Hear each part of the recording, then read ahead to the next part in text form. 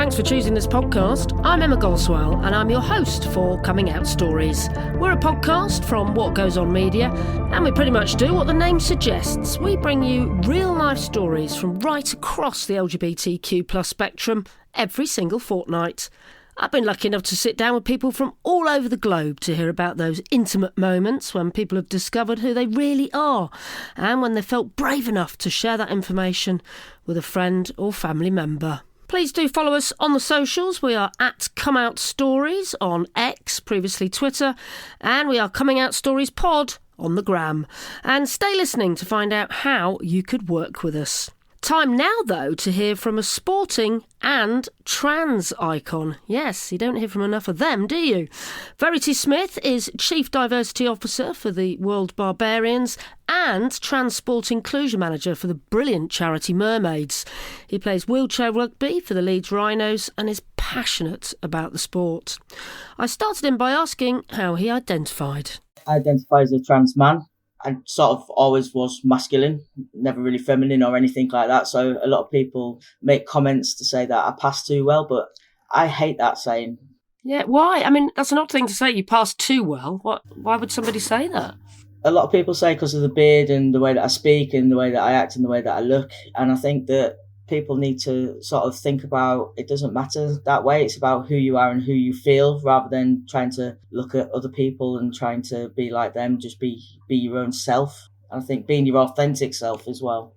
But let's go back to young Verity if we can. What was it like growing up and presumably from a very early age knowing that you should have been born a man?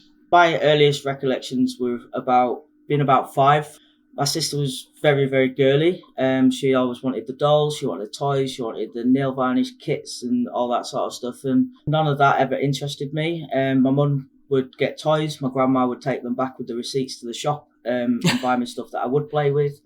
She'd take clothes back that my mum bought and would go get stuff that I felt more comfortable with. I had a pair of overalls and a motorbike jacket when I was 5 and in the garage with my dad, helping him with the bikes. So what sort of toys did you have then? Because I had Scale Electrics and Evel Knievel, so I'm guessing, did you have similar stuff? I had Scale Electrics, I had toolkits, motorbikes, Sega's, Mega Systems, BMXs, you name it, anything and everything. And I think it was just great. I remember having a little electric motorbike and I got into trouble because I was charging 2p a go to the kids down the 10-foot to sort of ride on the back of it. So I got caught by my grandma. What an entrepreneur from a young age. I know. Shame I didn't carry on into it. So I was very lucky to sort of just let me be. They never tried to force me into things. I remember my mum making me wear a bridesmaid dress when I was about 10. It cost her 50 quid in an hour to get me in the shop to be a bridesmaid for my uncle. But no one's ever forced me into anything. They've just let me carry on doing what I wanted to do. And I was very lucky with that. Both my grandmas as well were the same. I lost my parents quite young. So they supported me through my late teens and my early 20s and things like that. So just letting me be was the best thing that they could have done. And did you wear the bridesmaid dress, by the way? Because if you did, I bet that was pretty traumatic. I did, yeah. I got into trouble because I had to wear little white ivory pumps and they got covered in grass because I wanted to play football with the Page Boys and ruined the dress. I love it.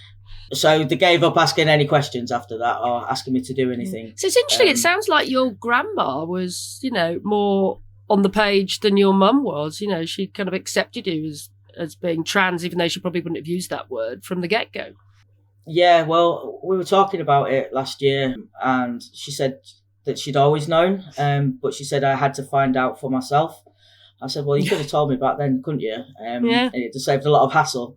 And she said, no, she said, we all knew. And because my parents didn't have the opportunity to speak to me about anything like this. My dad died when I was 17. My mum was ill from me being about 10 and died in my early 20s. She said everybody knew, but the language wasn't there. For other people to understand where you were growing up and what decade you were a child in.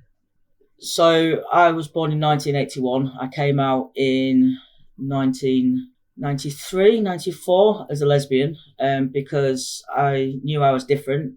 You couldn't see anybody like me back then. All I could see was masculinity and the women that I played rugby with and the people within the community.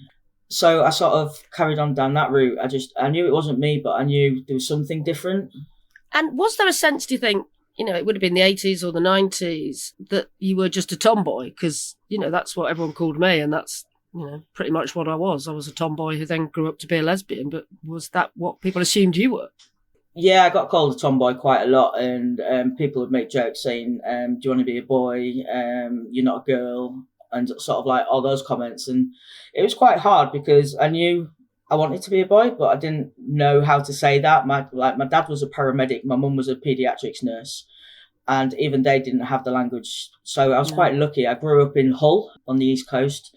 Okay. And they found what was an LGB youth club for me back in the early 90s, which was pretty much unheard of. That's pretty cool. So I was very lucky. My mum and dad stayed in the car outside to make sure that I didn't do a runner, to go sort of like meet other young people, and that was great. I met some great people, and again, there was still no other trans people. I mean, I'm sure that group is now an LGBT group, and probably has a specific trans young persons group, because we have moved on a long time since the early 90s, but it was a different time, wasn't it? Yeah, definitely. My mum outed, unfortunately, one of my friends. He came to stay and was at a birthday party at my house, and his mum rang up, and they hadn't told their parents. And they rang up and went, "Oh, it's nice, isn't it, that these two are seeing each other now and dating?" And my mum went, "What do you mean she's a lesbian?" It was like, "Well done, Mum. You didn't dare go home for 2 days after that. I ended up having to share my bedroom." So he was going to the gay group as well? Yeah. And because my family was so open about me, my mum didn't think a second hoot about making any comment without even thinking. So my mate, unfortunately, bless him, didn't go home for 2 days. Was it all right in the end for him? Yes, yeah, he was absolutely fine, but it was just the fact that my mum didn't even think about other people having issues. She didn't think that there'd be problems for other young people at home. As in, for me, she was just blasé, and all my dad would ever say was, "Have you met my daughter? She's gay." It's like, well, you could have said other things. He was just so proud. It's like, you can't say other things other than that, Dad. It was quite funny because, like, the ambulance men always used to pick up the kids on a weekend, and when it was payday, we'd all see all the other ambulance men and their kids in town shopping. I remember one of them coming up and saying, "Carl, what you were doing today?" And he went, "Oh, I'm just buying my daughter football boots and a gum shield." And I think the other guy was like dress shopping or something for school. So yeah, the early 90s were quite hard. I mean, now I couldn't have imagined trying to talk to anybody about being trans and gay in the early 90s. And even when I did come out, about 6 years ago, a lot of gay female friends who I've known since I was a teenager really struggled with it, about sort of giving up my identity as a lesbian, and you're not a lesbian, you've been with women, and all this sort of conversation. And it was like, but I never really wanted to be there. I was just trying to find somewhere to fit in and be me. And it wasn't until I finally got to come out as me. And I mean, I'm 42 now. I've been with my partner a year. We're cis male, very happy, very understanding. I couldn't have imagined any of this back then. Nick's absolutely brilliant. Nick's been on a learning curve as well. But even within our own community, so Nick's a drag queen. Oh, wow. He does absolutely amazing work and supports the trans community and young drag queens as well. Got their own House of Madam. It's still difficult. So within our own community, we went out on a night and Nick was working, and I was introduced to another drag queen. And as soon as they realised I was trans, they started kicking off, making comments about what anatomy I had, that Nick wasn't a real male, because he was dating somebody like me and was taking the mick. They then pulled me out of my wheelchair and was taking the mick about me being in a wheelchair, and if I could drive a car, then I could stand, and drag me out of my chair, and there was absolutely horrendous. That's horrific. And that's from somebody that's within our community, and their comment was, "Well, I don't have to understand, I just have to tolerate people." And that's not the case. So even though we're sort of moving, we're still seeing it within our community. And if we're seeing it within our community, and then we're seeing it with our government and everything else outside, what are we supposed to be doing at the moment? So we really need this education. So these coming out stories are really good, especially for people like me, because we don't think about the intersectionality. Yes, I'm trans. Yes, I'm gay. I've got a disability. There's lots of things that make me who I am. It's not the one part of me. You're totally unique, and it's interesting. So you've literally gone from coming out as a lesbian to being now a gay man to all intents and purposes. Yeah? Yeah, I get to be myself, and that's absolutely amazing, but I've not been able to do that, so I've lost half my life, because with me playing my sport, I got told that if I came out as trans, I'd be kicked out of the Women's Premiership, and that was my thing, that was my family, that was my go-to. And at 42, I'm only just living my life now because of the way society has treated people and how society has seen things, and we're only just having the language now to talk about these things as well. Well, let's talk about your sport then, because rugby was super important to you when you were back in the day identifying as being a lesbian. You were playing a lot of rugby, and then talk us through what happened, because you came out while you were at quite a high level of rugby, weren't you? Yeah, so I started playing rugby when I was 11. I started playing for the Hull Vixens, and it turned out that I was pretty good at it, but I was a bit taller and a bit broader than the other girls I was playing with at that age. Trust me, they all overtook me because I'm only 5'6". But at that age, I couldn't get any game time. I couldn't get any game time for the under-16s because other teams didn't want to play me. I couldn't get any game time for the under-19s.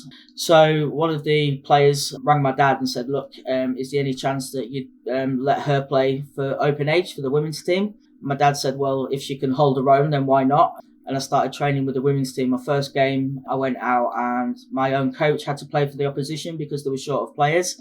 And I wiped my own coach out, and the rest of it was sort of history. I was playing open age from 11, rugby league. I started rugby union when I was about 14. And again, turned up for training night. The first night turned up and they went, lads, training's tomorrow. And someone went, oh, well, she's here for women's training. And the coach sort of went, yeah, all right, then go over there. I started playing union as well. And again, in the forwards, in the prop, right at the front of the game, just because of my size back then. I was playing county, North of England, North Yorkshire, in both codes. By the time I was in my 20s, England trials. I then got selected to play for what's now DMP Sharks. I was playing for Thirst Sharks in the Women's Premiership. Brilliant. So I got a really good opportunity to play with some of the top names while I was there. And then that carried on, and it was like I was always worried and always thinking about what happens if I came out as trans, because I knew I was different. The amount of times I sat on my bed and cried, I read through policies, I tried to have a look at things to see if there was anything that I could do to be able to carry on and still play. And unfortunately, there wasn't anything there for me for that. So what was the policy at the time then? This was still in the 90s, was it? Yeah, so there wasn't really any policies. It wasn't until I got into my late 20s that I managed to read something from England Rugby Union that said if you'd started transition, that you could carry on playing for 2 years after you started hormones, but then you'd have to leave, and there wasn't anything for men, for trans men back then, and there was absolutely nothing for trans women and trans girls. Yeah. So I kept quiet because what would you do after 2 years? I was in my 20s, and like another 20, I've played another 20 years since then, and yeah. So I kept quiet about that, and I just carried on playing the game, and all the stupid comments. The amount of times I've turned up to games and someone said there's a man playing for the other team, and my mum would stand and shout, that's my daughter, or my grandma would kick off in the stands or make comments. And my team were brilliant. They were great because we'd go on nights out and they'd even kick me out of toilets when I was out with 20 odd women's rugby players and things like that. So you were essentially getting transphobia before you even transitioned or came out as being trans. Yeah. Just because of the way you looked. And a lot of that is, as you'll know, is the difference between gender identity and gender expression. I didn't look and I didn't act like the rest of the girls. I didn't have long hair. I didn't put makeup on. I didn't wear dresses after the game and all those sort of things. I just wore what I felt comfortable in, and I still do now, shorts and polo shirts or T-shirts and jeans. I constantly lived in flip-flops when my feet were working. And I even got married in flip-flops because I was married as well. When was this? I missed this part. Yeah, so when I was 26, I was married to a woman for 7 years. And again, it was one of them things where I tried to do the right thing. I tried to fit in. We were friends. We went through the adoption process. And unfortunately, it wasn't to be. We separated for lots of different reasons. And it sort of gave me time to think. I carried on dating for a little while. And then I started dating somebody who was trans. And they wanted to get involved in sport, and I was constantly fighting for them to play and looking at policies and having conversations with people. And then I thought, you know what? I'm fighting for everybody else and I'm not fighting for myself. And that gave me the courage to come out as myself. And when I came out as trans, I had so many problems. I had forms to fill in. I had to have photographs taken next to some of the RFU coaches. I had to get letters from the doctors sent off, all your personal stuff. Everyone else just turns up and plays rugby, but not for people like myself. It's a whole extra layer of stuff to think about that a lot of trans people, it's complicated enough coming out as trans, but because you're at that level in sport, it's a whole extra level of bureaucracy and transphobia, isn't it, really? Yeah, so I had to send all this off, and then it was like, what do I do now? They just left me. Nobody spoke to me, and I had to wait about 8 weeks to see if I was still allowed to play my own sport. I was horrendous. I had anxiety. I was depressed. It was so bad. It was like being young again and going through all the things that I went through. And as soon as that paper came back to say, I wasn't a danger, I could play, and it was amazing. But then it started causing me problems on the pitch as well. So played this one team from Yorkshire, 2 weeks in a row. The first week, someone turned up to our changing facilities and said, well, I hear you've got someone trans that's playing. We need to know their details. And my coach was like, well, no, you don't. And then the second week that I turned up to play, they came to play for us. They were stood in front of my toilets. They wouldn't let me in my own toilets in my own clubhouse. They wouldn't let me in my changing rooms. They waited. They were there 2 hours before the game, so they saw me that I was there playing already.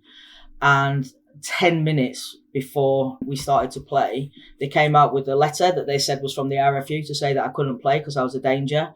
And the young referee at 3:30 on a Sunday afternoon didn't know what to do because you couldn't get hold of anybody. So I was actually marched off the pitch in my kit in front of everybody so that I couldn't play. It actually backfired on them because one of my friends, Lucy, came to watch, and she's like 6 foot, bigger than me. And she just looked at me. She went, do you still wear a sports bra? I'm like, yeah, why? She went, just hand over all your kit. So I handed over all my kit, and I was stood there in a t-shirt on side of pitch, and she absolutely went on the pitch and railroaded all of them. It's like, well, you could have had me at 5'6", or you got Lucy, so it was your own fault. And Lucy caused more injuries than anything.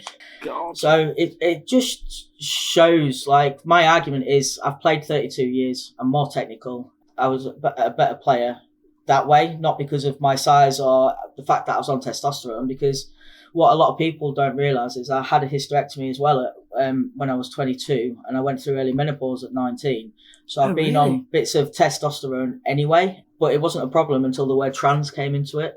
They knew that I was on that for medical reasons for all them years, but it wasn't until the word trans came into it that it became an issue. And I've turned up as well and gone to other pitches. I've had blood spot in my mouth. I've been beaten up on the pitch. But this is by women players? Female players, cis female players. And they sold my story to the newspapers before I even got home from Hull. And the worst bit was it was a team in Hull, my own hometown. And before I'd even got home, I had reporters in my garden from the newspapers. Some of them let my dogs out into the garden to get me to come out of the house because it was a back-to-back, so the dogs were in the front garden. They let the gate open and let my dogs run out to make sure that I'd come out. They were trying to get hold of my grandma. I had to ring my job because this game was on the Sunday. I was starting a new job on the Monday. It was like trying to ring up the CEO to say, just to let you know, I'm in all the newspapers. Am I allowed to come back to work on Monday? It was absolutely horrendous. And what was the story? I mean, what did they print in the end? Trans woman tries to infiltrate women's rugby team. Trans woman, danger to the game, referees are leaving. And it's like, well, one, I'm a trans man, and two, I've been trying to get out of women's rugby for 26 years. But because they put a picture of me with a bald head and a big beard and all this sort of stuff, the amount of trouble that caused and hatred, I had to get in touch with Ipso and the newspapers and speak to them about this. And they only put an apology 3 weeks later on the back page that nobody would have read. Yeah. And again, at the moment, I'm currently in a documentary in America called What is a Woman? Because someone's put a photograph of me with trans women athletes, which that's not a problem to me. The fact is that they're using a trans man to use an image to show that this is the sort of person that's going to play against your loved ones and your partners and your children and things like that. And they know exactly who I am, and they're just refusing to take it out completely. And it's not actually the truth. You are no longer playing in women's sports, are you? No, and we see it with the people on social media and some of the even people that write these books and people that have got all these comments. And there's a well-known philosopher that makes comments, and he said, "Oh well, the most famous trans man is still infiltrating women's teams." Something along them lines. I can't remember what he said. And it was like, "Well, can you tell me who that is?" And he said, "Well, that's you." And it's like, "Well, have you not seen the wheelchair for 5 years?" I don't play women's rugby anymore. And there's so much misinformation that is out there at the moment. It's crazy. Yeah. Well, tell everyone about your accident then, for people that don't know what happened and how it happened and what it led on to. Yeah, so I was still playing women's rugby, and unfortunately in my last women's game I was loaned out to another team, and I got a tackle off the back of a ruck. Even though the game had finished, the lady came around the back and tackled me through my spine. Unfortunately, my spinal cord was crushed as part of that, which led to damaging my legs. I've got crushed spine now. I've got a Bluetooth battery in my back. I actually have to charge myself up regularly. You're bionic? I am, yes. So I have to charge myself up to make sure pain management and like the tremors and things like that are stopped. I've had both my feet rebuilt. I've had part of my leg rebuilt. 4 spinal surgeries later, and unfortunately that couldn't be fixed. It's led on to so much horrible stuff, and again, I didn't think I was going to play again. I mean, that must have been such a terrible time to have a sport that you loved, and now you're in pain and you're in a wheelchair. Yeah, I locked myself away. I didn't want to speak to anyone. I didn't think I was worth being with anybody. Because actually, the person that I'm with now, I met them 4 years ago. We were chatting and talking, and then my spine ruptured a second time, and I had to go in for surgery. And I thought, you know what, I'm not worth out to anybody. And we lost contact. So I just locked myself away. And then one of my friends got me to watch a video around Wheelchair Rugby League. And it took about 6 months for me to get in contact with them. And even though I was doing the work I do in sport around inclusion, I sent an email saying, I'm trans, am I allowed to play? And the coach just said, get yourself down, you be the same as everybody else and come down. So my friend's wife, who also used to play, she took me to the first training session. And when they brought those wheelchairs out, I just looked at everything and just burst into tears. I wanted to get out that room. And she literally grabbed me by the scruff of my neck and she dragged me back in the room and she joined in with me for a while to make sure that I stayed, and I joined in. And now five years later, I'm still there. I'm still playing. I'm part of the first team now. I'm doing so much more, and I get to use that as like a platform to show what's happening for other people and to make sure that they know that they can get involved in sport. I got a nice little message on Instagram off someone saying, I'm a trans boy. I thought I was the only one that wanted to play sport, and I've seen you, and having things like that. And I get emails from all over, and that's actually just led to, I've just won an international award with the Emma Goldman and Flax Foundation around working in inclusivity for women and girls. And it just shows that what you can do and go out there and just be good humans and make a better place for everybody. And the team you play for now, it's a mixed team, isn't it? So it's men, women and trans people. Yeah, so I'm the only trans person on my team. Jodie is the only woman on our team. And you know what? I'm more scared of Jodie than I am of any man, because Jodie is lethal. And again, different shapes and sizes. One of our players, Paul, I had a photograph sat next to him, and Paul's like over 6 foot and I'm 5'6", and the size difference in the two of us. But we're allowed to play together, and that's absolutely fine because we're in wheelchairs. If we weren't in wheelchairs, we'd still be allowed to play together. But then if you put the word trans in there, we wouldn't. It's all about this language and who people are. I'm sure the irony isn't lost on you that, you know, you were being threatened because you were thought of as being a threat in terms of people's safety. Stronger. And yet it was a cisgendered woman that injured you and put you in a wheelchair for the rest of your life. Yeah, it was a lot smaller scrum off. One of them fluke accidents. It shouldn't have happened, but it did. Rugby, you go on that pitch knowing that things could happen. And unfortunately, it was a much smaller woman, and that never gets talked about. And again, trans men in sport never gets talked about. It's always trans women and trans girls, and they're bigger and stronger, and they've got this advantage. And I've seen trans women play rugby. I've seen a 6'2" trans woman play rugby on my team with me, and she got put on a bum week in, week out because she'd only just started playing. But you know what? She smiled, and them girls took her in, and she found her space and she found her freedom there, and to be able to be herself. And then all of a sudden, even though we've had policies in place for 20 years, we've never had an injury in rugby from a trans woman, but the only injury is me from a cis woman as the trans person. But that's never looked at, unfortunately. No. Now, I know a lot of trans people, because of all the shit that is thrown at them, basically, have really struggled with their mental health. And I'm guessing sport is a really, really good way to combat mental health problems and improve your well-being, is it? Yeah, definitely. After I lost my parents, rugby was the one thing that I threw myself into. It was the one thing, and it was my constant. I knew when my training was. I knew when my games were. I had people that were around me that were able to support me, and that's what's happening with the trans community. 5 years ago, we were doing so much better than what we are now. 5 years ago, we had policies in place. We had new people joining teams, and people were finding their tribes. There were young people being able to find clubs. I used to signpost all the time to rugby, with it being my sport, and other sports for young people. And then all of a sudden, these bans came in place, even though we've had no injuries, no issues, still no actual science on trans people within, and especially rugby, which is a contact sport. To now we're seeing trans women banned from chess. Yes, I mean, that makes absolutely no sense to me whatsoever. Well, most of the bans don't make sense to me. So so there is a ban in place in rugby then still? That Yeah, rugby league and rugby union, and there wasn't even anyone playing rugby league at the time, but they still put a ban in place, and there was only 4 trans women in England who played full time because some had a couple had retired. They even banned a 14-year-old trans girl from playing.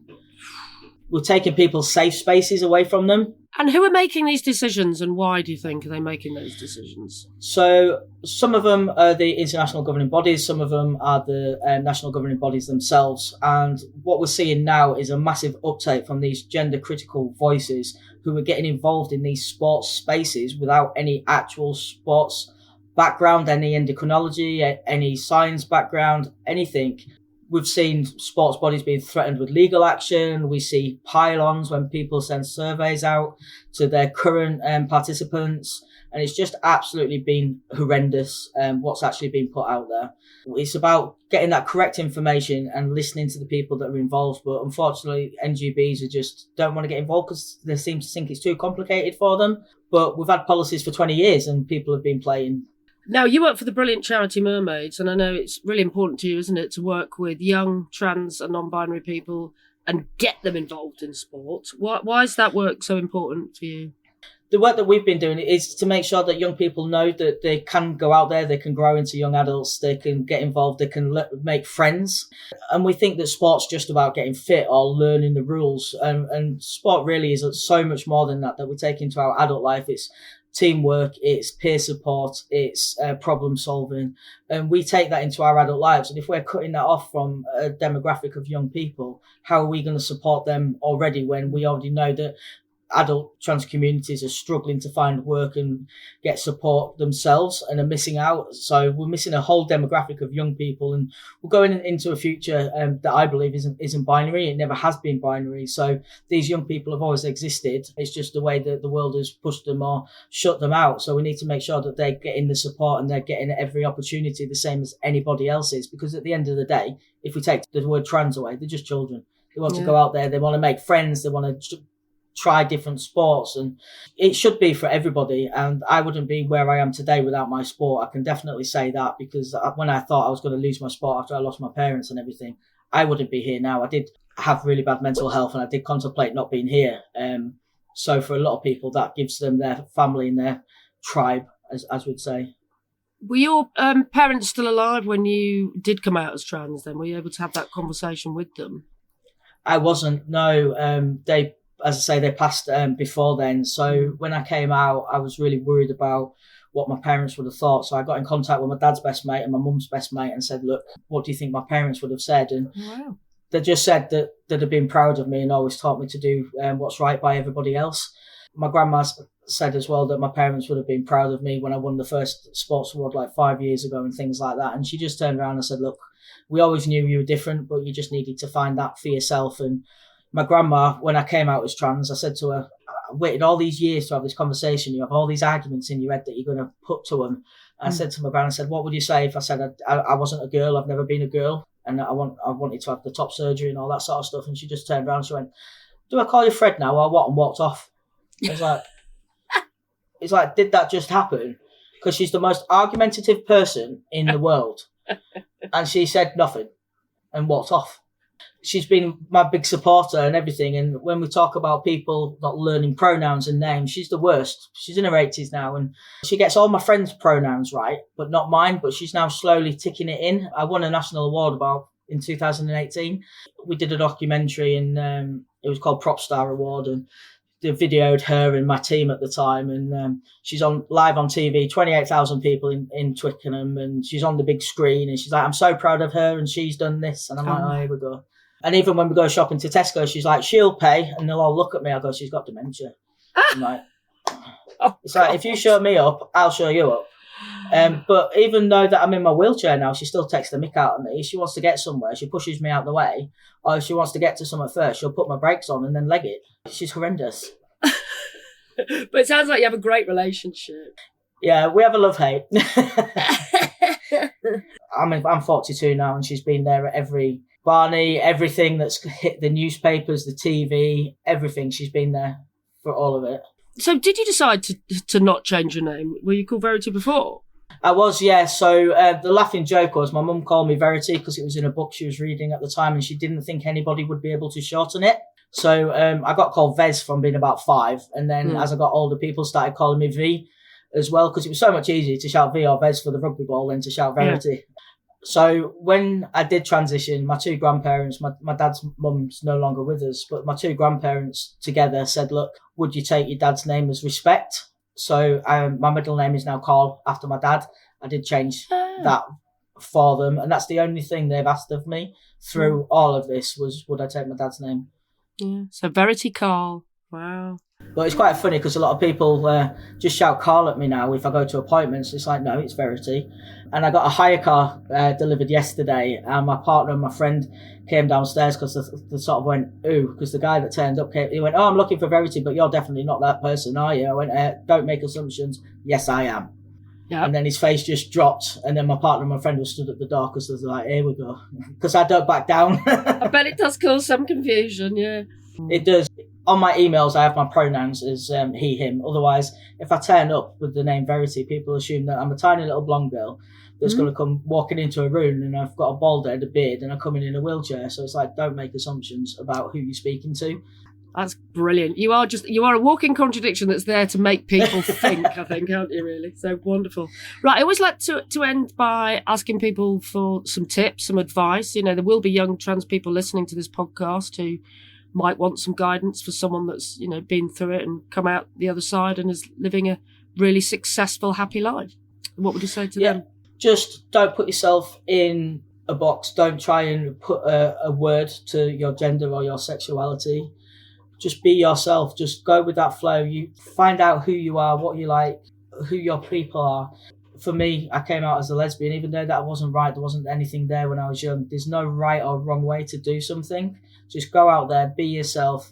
You're young, you've got your life ahead of you, and you've got to be your authentic self to be able to live that as free and loving as you want to do. For me, I went out there and found my sport. For other people, that might be a different hobby, that may be a different way of life. Just be who you want to be, and don't let anybody else change that. And just don't be forced into those boxes. It's a hard time at the moment, but hard times don't last forever, and we're on the wrong side of history. We're going to be there, and we're going to be supportive. Things have changed already. Just go out and just be your authentic self. It's the happiest that you can be. And a massive thank you to Verity for speaking to me, and a thank you for all the young trans people that I know he has encouraged to get into the world of sport. You can follow me on X. He is at VeritySmith19. Don't forget, we're on the lookout to work with people who can help us sponsor coming out stories so we can keep on telling the stories that we're so passionate about.